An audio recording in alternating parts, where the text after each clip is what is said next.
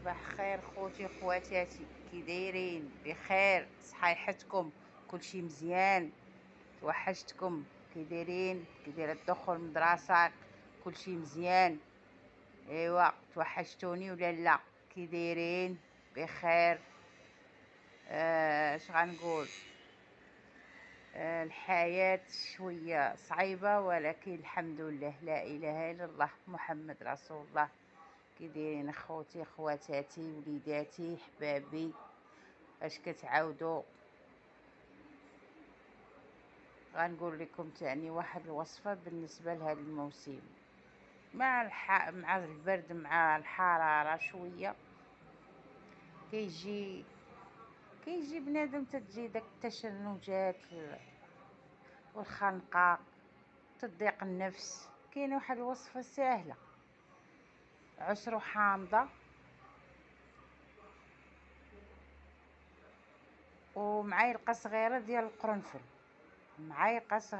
القرنفل، وكي طيبي واحد الكاس تاع الماء، جهد كاس، وتكبيه على داك الحامض، وتحركي فيه ديك المعايلقه ديال القرنفل، وتغطيه بواحد طبيصيل، وتخليه مده 5 دقائق. تشربوه دافي.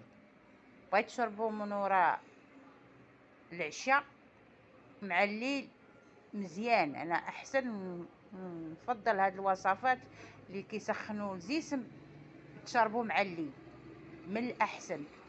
ومده 5 ايام 3 ايام كيبان لك ردة الفعل. ما تبقاي تخنقي، ما تجيكش تحريجه. بالنسبه للوليدات نص معلقه صغيره بالنسبه للوليدات، بالنسبه للكبار معلقه صغيره.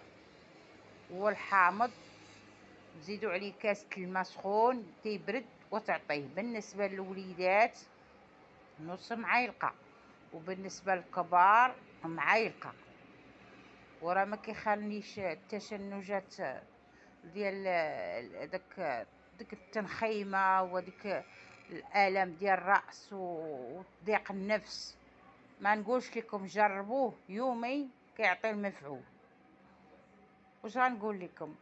الله يسهل عليكم، ولا اله الا الله، والاذان كيأذن اليوم، والله ييسر لكم جميعا، ولا حول ولا قوة بالله.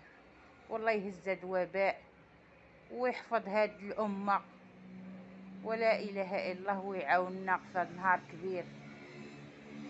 وسبحان الله، ولا اله الا الله، والحمد لله.